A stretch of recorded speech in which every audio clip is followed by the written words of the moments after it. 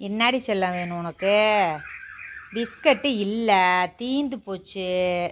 Biscuit வேணுமாடி? வேணுமா? இந்தா. சிச்சி சிச்சி, உனக்கெல்லாம் கொஞ்சறதெல்லாம் தெரியுது, கொஞ்சம் பேசுகிறதெல்லாம். தெரியுதா? கொஞ்சறது தெரியுதா?